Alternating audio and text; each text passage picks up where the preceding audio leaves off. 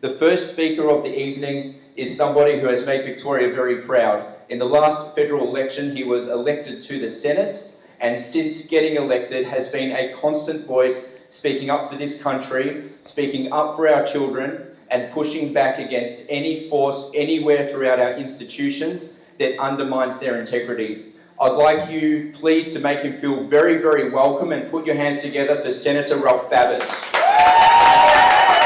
Thanks, Bud. That's very nice of you. Thank you. What an intro. Thank you, Morgan. Thank you. Morgan and I actually go way back. We've known each other for a very long time now. We were in the trenches together, so to speak. He and I, and of course, it's a pleasure being here tonight, everyone.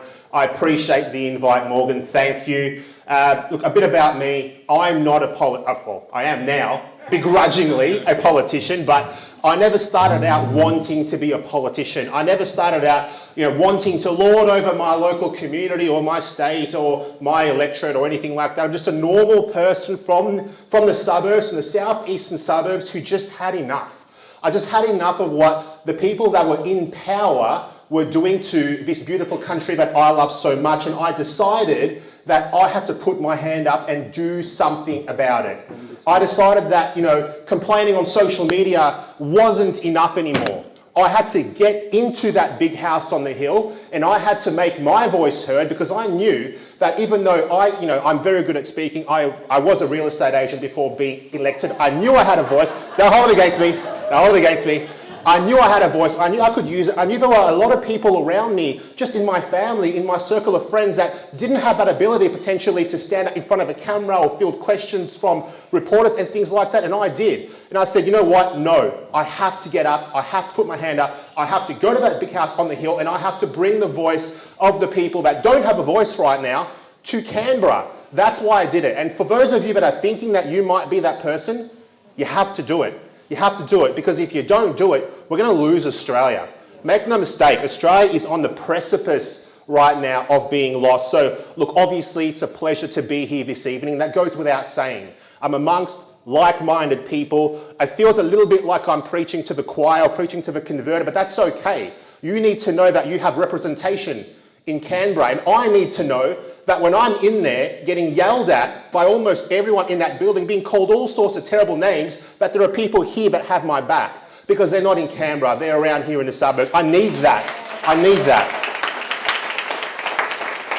So I stand firmly with all of you here today, in seeking to do what we all can do to protect the most innocent in our community, our nation's children. Now, this issue must be close to all our hearts. It has to be. I'll tell you why. Because it is close to the heart of God. It's close to the heart of God. Now, the psalmists wrote that children are a blessing and a gift from the Lord. Elsewhere, they wrote that parents should train up a child in the way that he should go, so that when he is old, he will not depart from it. It's pretty clear from Scripture, from the Scriptures, that God has ordained parents, not the nanny state, not the big government, to raise children. Okay? That's what God said. Thank you. Thank you. Thank you. And so, I believe that as a matter of principle, in the fundamental right of a parent to raise their child free from the indoctrination or the influence of the woke Marxist extremists. The woke Marxist extremists. I believe in simply just allowing kids to be kids. It's it, simple. The state's got no place in intervening in the role of a parent, which is what they're trying to do. They're trying to get between you and your child. This is classic Marxism. Classic. They have no right to indoctrinate or confuse the nation's youth. There's perhaps no greater trust, in my opinion, than the trust that we give to schools, for example, when we give them the responsibility to look after our most precious, our children. Am I wrong or am I right? I'm right, thank you, thank you. Look, it used to be the case once upon a time, at least when I was a kid, not that long ago, that when you dropped off your child at school, you knew exactly what your child was going to be taught. Yep. Reading, writing and arithmetic, that's about it. Sadly, those days are gone. I hear from parents all the time. These days, your child is more likely to graduate with, barely passable English or barely passable Maths, barely passable writing skills, possibly just enough math to work out how much change you get from $2 when you buy a $1 item. Possibly that's it. But you know what? You're told this. Don't worry about your child graduating with, good math skills, because maths is less important than radical gender theory. Well, heck, I don't know if you've seen this article. Math is apparently even racist now. Have you seen that? Maths is racist, you bigots. How dare you want your child to learn maths? How dare you? One day kids won't, possibly that day's here already, kids won't even be able to do basic maths without a calculator. That's probably already happening now. But you know what? They're going to know what the 76 genders are though. That they'll know. Well, I think we're up to more now. Last time 80? 85 genders or whatever the heck. Crazy, right? Look, there's one thing that I want to talk about here, and this is kind of serious, so I just want to get serious for 1 second. Have you heard of something called respectful relationships? You've heard of that? I've heard of it too. Now, it sounds innocuous, right? And that's the whole point. It's designed to lull parents into a false sense of security while you're out at work, busy keeping a roof over your heads, going to work, earning $1, paying the mortgage. Our state's educators are teaching kids, in my opinion, the most egregious of sex acts. You think I exaggerate? I know you do. I'll tell you about this. Who's heard of the book called Welcome to Sex? A few of you have. I've heard of it too. Disgusting that book is. It's the title of a book aimed at children. Now, the author of the book, and I quote, she said that she would be happy for what she describes as a mature 8-year-old to read it. Now, a mature 8-year-old does not exist. Does not exist. Now, this book, you'd think, just some fringe crazy person book. No. This book has been shortlisted for the Prime Minister's Literary Awards for this year. This book details all sorts of sex acts, which I would not even dare mention in this room full of adults, because I'd blush. I'm brown, but I'd still blush, right? I would still blush. The progressive left, you know what? They don't even pretend anymore. They don't pretend now. They have an agenda, and that is to hypersexualize kids. It's twisted. Well, I say to you, these people aren't clever. These people aren't enlightened. These people aren't progressive, and none of those things. These people are gross. They're disgusting. Thank you. These people are evil. They are evil people. They must be made to leave the kids alone. It's as simple as that. Simple as that. The transformation of our public schools, the transformation over the years, over the decades. We're now looking at, in my opinion, indoctrination centres. That's what they're becoming. It's so far advanced now that nothing surprises me now. I'll give you another example. Just some months ago, there was a school in South Australia called the Renmark High School. Who heard of that case of Renmark High School? Quite a few of you have.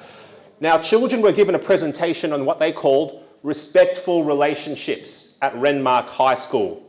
These children said, this is what the kids said, that bestiality was explained in great detail to them. And the presenter seemed to imply that that's something that was practiced by LGBTQIA2S+ people. Did I get that right? Is that all the acronyms? Okay. Now, students said, and I quote, this is what the student said, "We are all just sitting there like, what the hell? What are we doing here?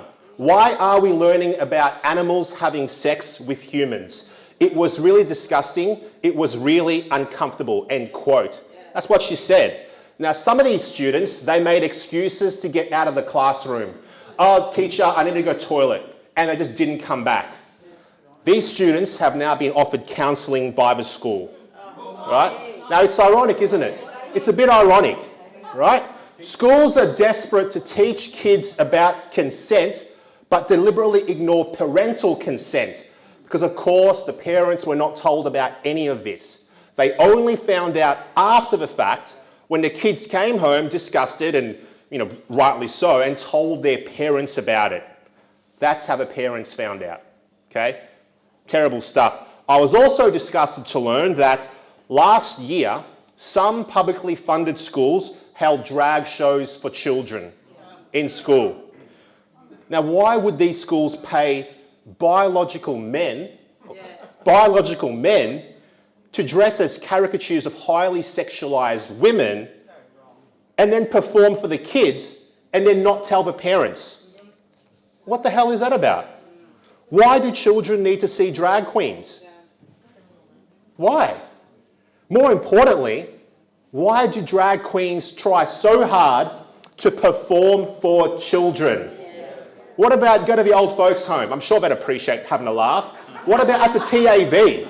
What about that instead, right? Why do you want to fight so hard to have an audience with kids? It's a good question, I think. And it's a great question, and one which needs to be answered. It really does. And whether you think drag queens are appropriate or not appropriate for kids, what we can most definitely agree upon is that you should be telling the parents when such a contentious issue is in front of you. Now, education. It's supposed to be a partnership. It's partnership between the home and the school. But may I say, in that partnership, the school is secondary to the home. Secondary. The home comes first. Now, Moses, he told the ancient Israelites, here's what he said. He said, impress the laws of God upon your children. Something along those lines. I'm obviously paraphrasing. Something along those lines.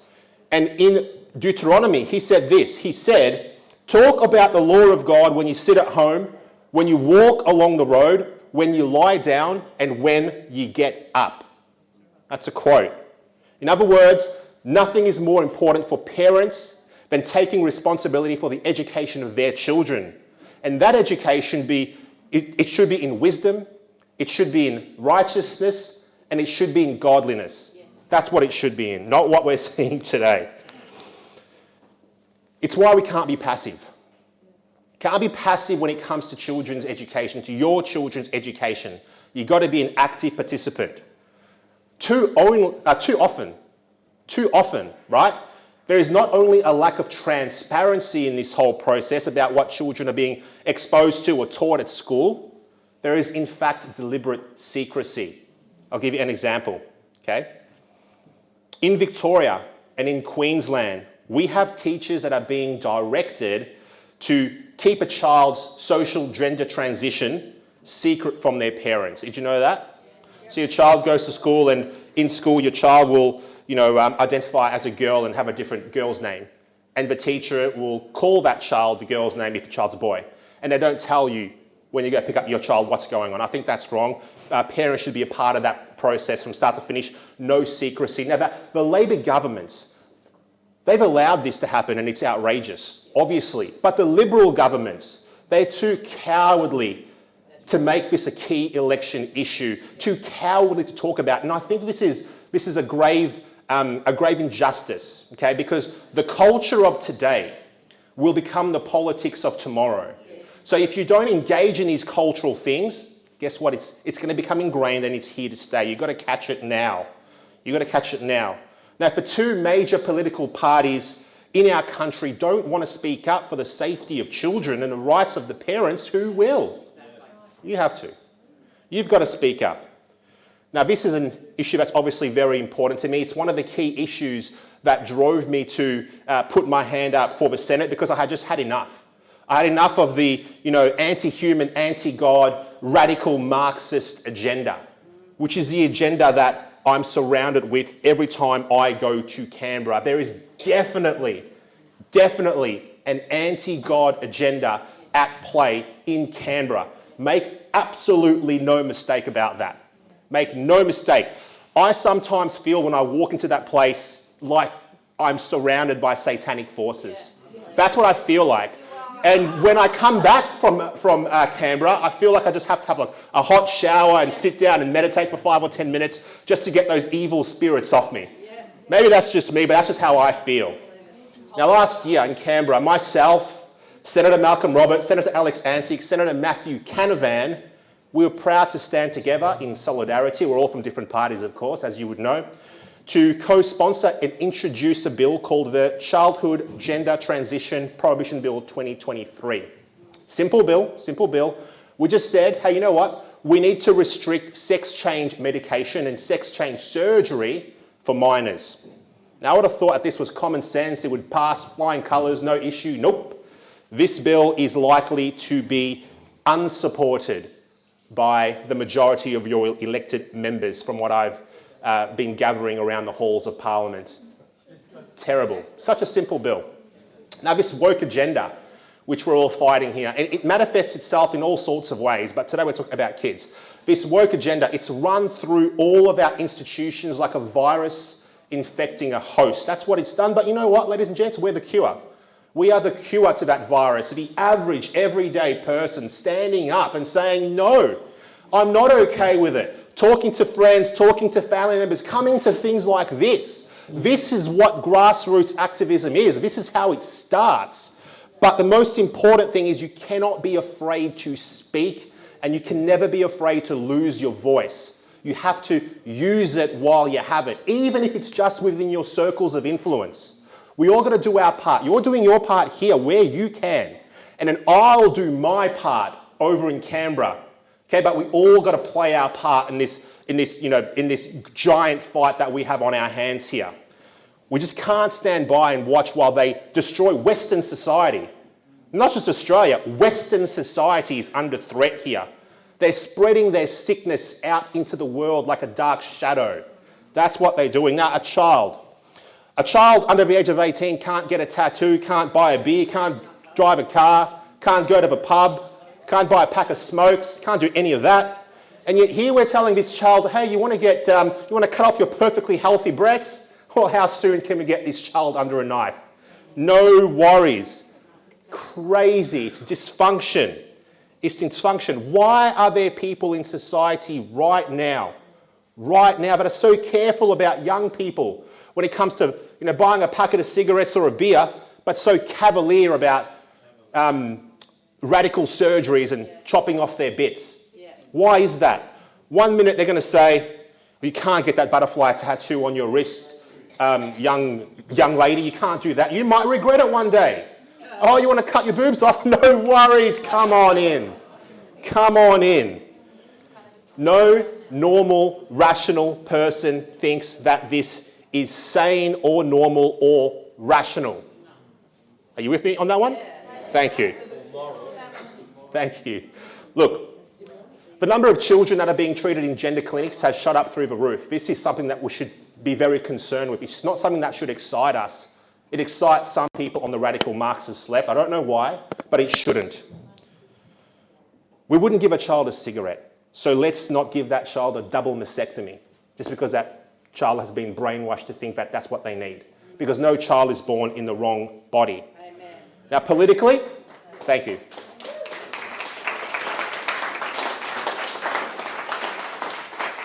Politically, this fight will definitely continue. This is not over. We have not even seen the beginning of this fight yet. This is going to go on for a very long time, but hopefully we can shorten that time by being very active. So this fight will continue. We've all got a shared responsibility, all of us, to stand firm and protect those that cannot protect themselves from these woke activists, and that's children. Children cannot protect themselves. They're not old enough, they're not mature enough. We need to protect them.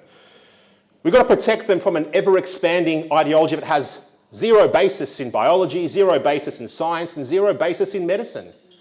Zero basis. It's a woke mind virus. That's what it is, as Elon Musk calls it. A woke mind virus. And once again, you in this room are the cure to that virus. You are the cure. So thank you for hosting me tonight. I thank you, Morgan, for having me out here tonight. I really appreciate it. We need to keep up the fight. We cannot ever let up. We need to protect children. We need to preserve the inalienable rights of parents to raise their children without the meddling of the state. Now, one thing, these issues that we're all experiencing right now, not just on this front, but on so many fronts out there, they were created by men and women. That's a good thing, because they can be solved by men and women if you are courageous, if you speak up. Now, the challenges that we are facing, and there are a lot of challenges, we all know that. We're going to do something about them. We are. You're going to do something about them. You are. You're going to do something about it by taking a greater interest in the political process. And I know you are already, but take even more and drag a friend along next time. You're going to do something about it by ensuring that people like me, people just like me, that are staunch, that will speak, that will not waver in the face of adversity, that have strong family values and decent religious morals, are elected to Parliament. I'm Catholic, by the way. Don't hold it against me. I know that most of you here are you guys all Jewish? Is that right? No, you're not. Oh, good. Good. I feel more at home now. I'm just kidding around, guys. Look, you're all going to do something about it right here, okay? You are the voice of the future. Every time you volunteer your time, every time you speak up, don't forget alone, right? Alone, you're weak. I'm weak. But together we are not weak, we are strong, which is why community is so important. So if we stick together, we can make a difference. If we stick together, we can stand up as one. If we stick together, we will make a better tomorrow. We will. If we stick together, we can save our nation. We can keep our nation safe. And we can save our nation's children. God bless you. God bless our nation. Thanks, everyone. Thank you.